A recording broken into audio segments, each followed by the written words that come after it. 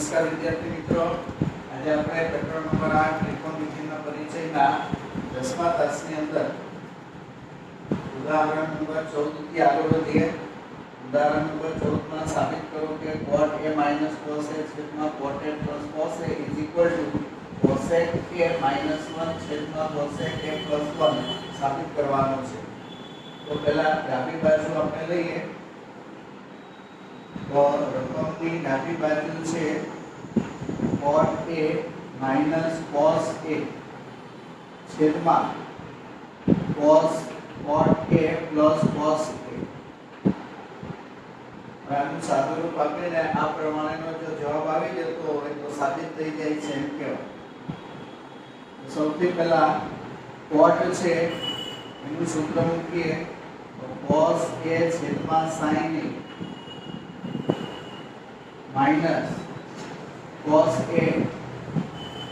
છેદમાં cot નું સૂત્ર લખીએ cos a છેદમાં sin a plus cos a. હવે ઉપરના બંને પદમાં cos છે એટલે cos કોમન નીકળે. તો cos a કોમન કાઢીએ તો 1/sin a અને અહીંયા કઈ ન વધે એટલે 1 છેદમાં cos કોમન નીકળે તો cos a કોમન અહીંયા કઈ ન વધે એટલે 1 છેદમાં sin a અને પ્લસ 1 તો cos a ઉડી જાય 1/sin એટલે cosec માઈનસ 1 છેદમાં 1/sin એટલે cosec અને પ્લસ 1. તો આપણે જે સાબિત કરવાનું છે તે પદ મળી ગયું બરાબર જમણી બાજુ. આમ ડાબી બાજુ પરથી જમણી બાજુ મળી જવો તે હોવાથી આપેલું પદ સાબિત થઈ જાય છે એમ કહેવાય. ઉદાહરણનો 15મો રાખવો જોઈએ. હવે ડાબી બાજુમાં છે sin θ - cos θ પ્લસ 1 છેદમાં sin θ પ્લસ cos θ માઈનસ 1. આમ જોવા જાવ તો આમાં કોઈ સાદુરૂપ થાય એવું છે નહીં. આપણે જવાબમાં sec - tan વાળું પણ છેદમાં લાવવાનું છે. તો sec - tan વાળો નિત્યસમનો ઉપયોગ કરવાનો થતો હોય તો રકમમાં sec અને tan હોવા જોઈએ. તો આપણે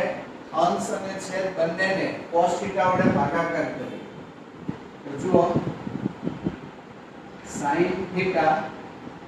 છેદમાં cos θ છેદમાં cos θ 1 છેદમાં cos θ. તો અંશના પદને cos θ વડે ભાગાકાર કર્યો. એવી રીતે છેદના પદને પણ cos θ વડે ભાગાકાર કરીએ. sin θ છેદમાં cos θ છેદમાં cos θ અને 1/cos θ. અહીંયા શું કર્યું તો અંશ અને છેદને cos θ વડે ભાગતા. હવે તમને ખ્યાલ આવી ગયો હશે શા માટે cos θ વડે ભાગાકાર કર્યો. કારણ કે cos θ વડે ભાગાકાર કરો તો sin/cos એટલે tan થાય અને 1/cos એટલે sec થાય. આપણે sec અને tan જોઈએ છે તો sec અને tan વાળું પદ મળે. તો જો sin/cos એટલે tan, cos/cos એટલે cos ઉડી જાય અને 1/cos એટલે sec θ. sin θ/cos θ એટલે tan θ પછી પ્લસ cos θ/cos θ cos ઉડી જાય એટલે 1/cos θ એટલે sec. હવે આપણે અંશના પદમાં પદને ગોઠવીએ. પહેલા sec θ લખીએ પછી tan θ લખીએ અને પછી -1 લખીએ.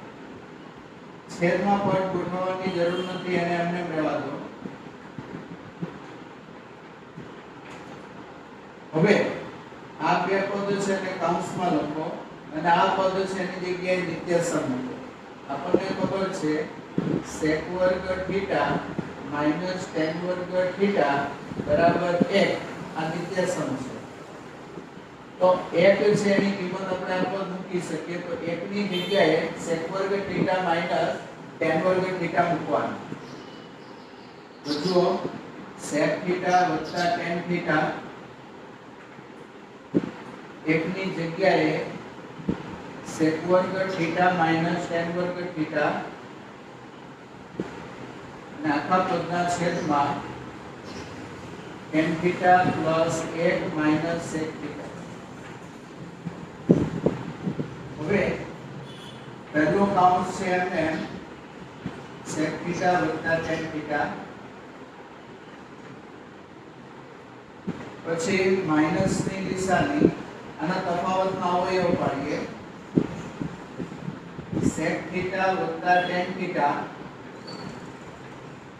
sec theta minus tan theta. આપણને ખબર છે a square minus b square હોય તો એના અવયવ થાય a plus b a minus b. એવી રીતે અહીંયા પણ તમે જોઈ શકો છો એક પદનો વર્ગ બીજા પદનો વર્ગ વચ્ચે માઈનસ ની નિશાની. તો આ બંને પદનું વર્ગમૂળ એકવાર પ્લસ લેવાનું એકવાર માઈનસ લેવાનું. હવે આ sec થીટા વત્તા tan થીટા કાઉન્સ અને આ sec થીટા વત્તા tan થીટા આ પદ અને આ પદ આ બંને પદ સરખા છે એટલે કોમન નીકળશે. તો sec થીટા વત્તા tan થીટા કોમન. હવે કોમન નીકળી ગયા બાદ અહીંયા કશું ન વધે એટલે 1 વધે. આ પદ કોમન નીકળી ગયું એટલે હવે આ કાઉન્સ વધે પણ નિશાની માઈનસ એટલે આ કાઉન્સમાં નિશાની માઈનસ મૂકી નાખવાની એટલે માઈનસ sec થીટા અને આ માઈનસ tan થીટા છે તો એ પ્લસ tan થીટા. નીચેનું પદ એમ નીચેના પદમાં tan theta minus sec theta tan theta plus 1 minus sec theta એમ છે. sec theta plus 1 minus sec theta. તો તમે જુઓ tan theta minus sec theta plus 1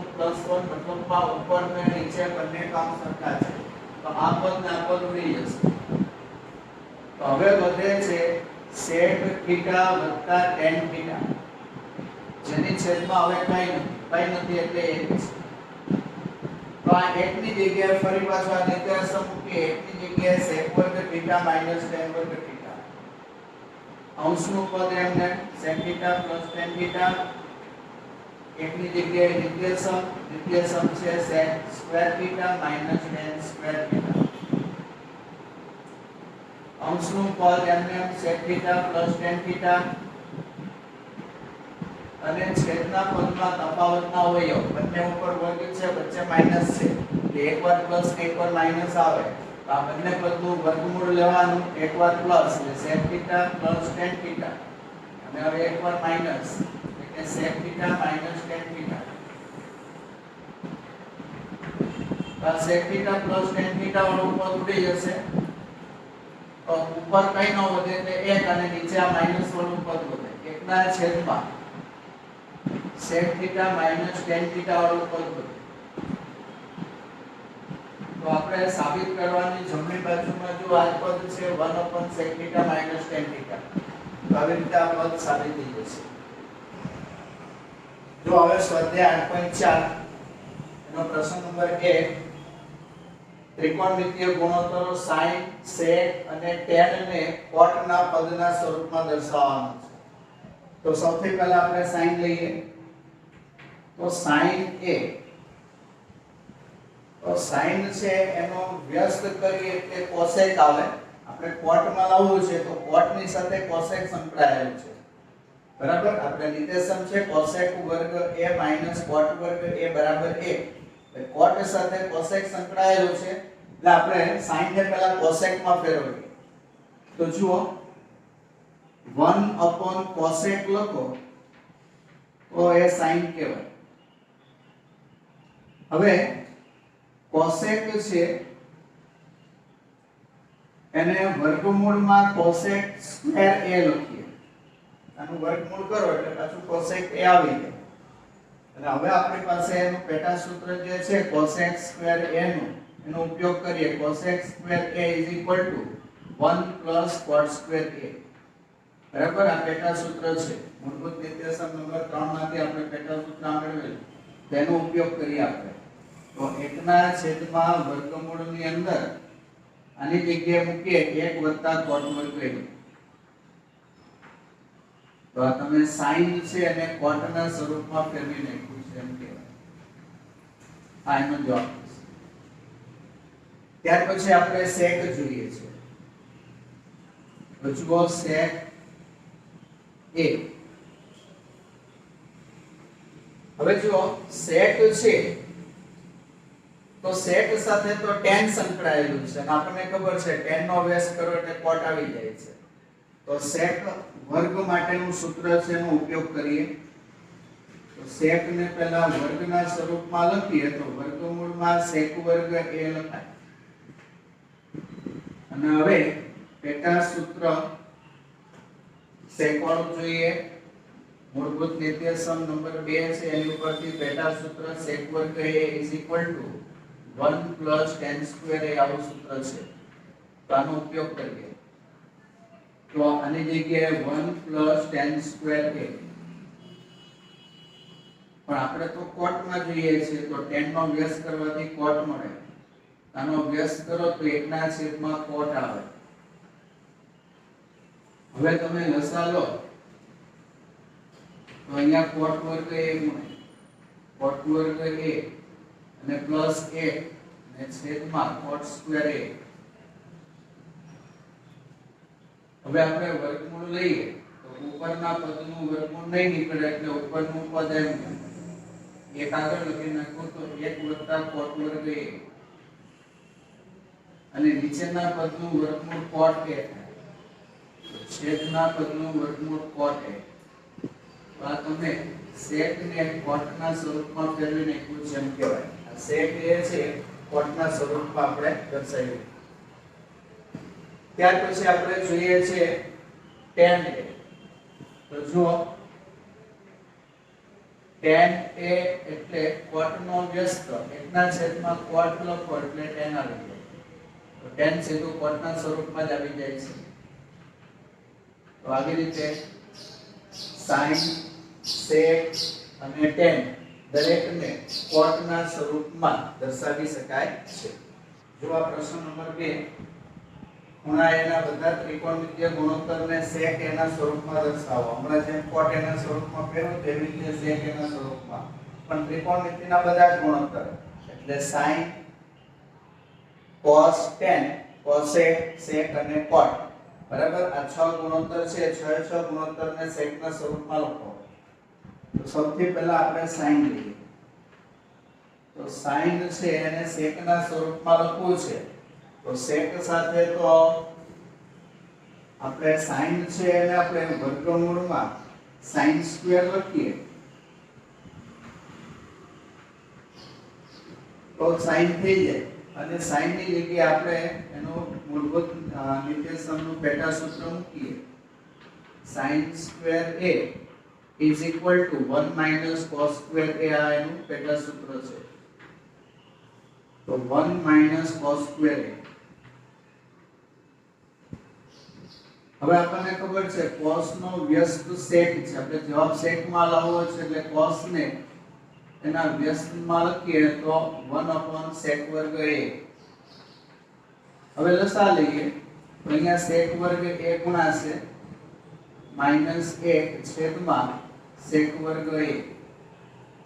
હવે અંશના પદનું વર્ગમૂળ લઈએ તો વર્ગમૂળ નહીં નીકળે એટલે sec વર્ગ a -1 એમને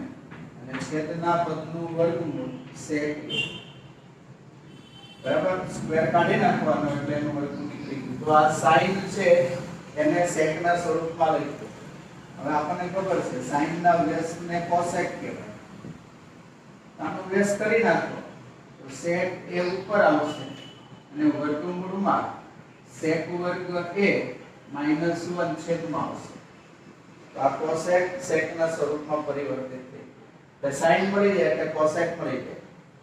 હવે આપણે cos લઈએ તો cos તો સીધું જ છે 1 upon sec cos નો વ્યાસ એટલે 1 upon sec તો cos એ sec ના સ્વરૂપમાં પરિવર્તિત થઈ ગયો અને આના વ્યસ્તને sec કહેવાય આનો વ્યસ્ત કરો તો sec થાય તો sec ને તો sec ના સ્વરૂપમાં લખાય હવે બાકી બે રહ્યા tan અને cot તો હવે આપણે tan લઈએ તો tan માટે જુઓ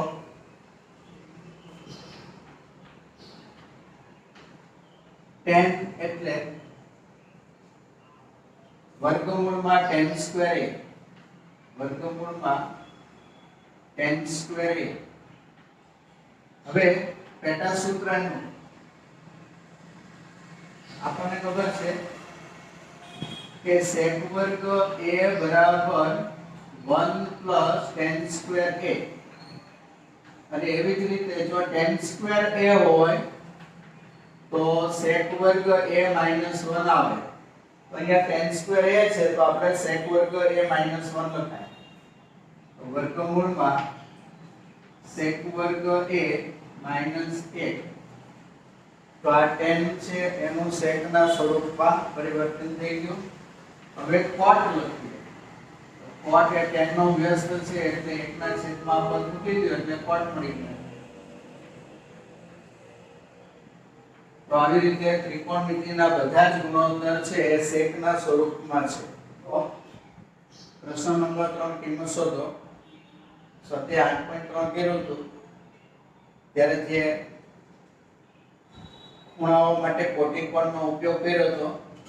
એનો ઉપયોગ કરવાનો છે આ ઉપરાંત 8.4 માં જે નિત્યસમનો ઉપયોગ કરીએ છીએ તેનો પણ ઉપયોગ કરવાનો છે તો જુઓ ખૂણા માટે પહેલા 45 થી મોટા ખૂણા હોય એને આપણે 90 માંથી બાદ કરીએ છીએ અને આપણને ખબર છે જ્યારે કોટિકોણનો ખૂણો લખીએ તો sin છે એનો કોટિકોણ cot આવશે પણ sin છે ને આપણે cos માં ફેરવીએ તો cos સ્ક્વેર અને 63 છે 90 માંથી બાદ થાય કોઈ પણ ખૂણો 90 માંથી બાદ કરો તો sin હોય તો cos થઈ જાય અને cos હોય તો sin થઈ જાય 45 થી નાના ખૂણાને પરિવર્તિત નહીં કરીએ એટલે 27 છે 45 થી નાના ખૂણામાં છે એટલે એમ નહીં આ ખૂણો 45 થી નાનો છે એટલે એને પણ એમ નહીં આ ખૂણો 45 થી મોટો છે એટલે એને ફેરવી નાખીએ તો cos હોય તો cos નું sin થાય 90 માંથી 73 બાદ કરવાના તો ઉપર cos સ્ક્વેર 90 માંથી 63 બાદ કરો તો 27 આવે અને પાછળ sin સ્ક્વેર 27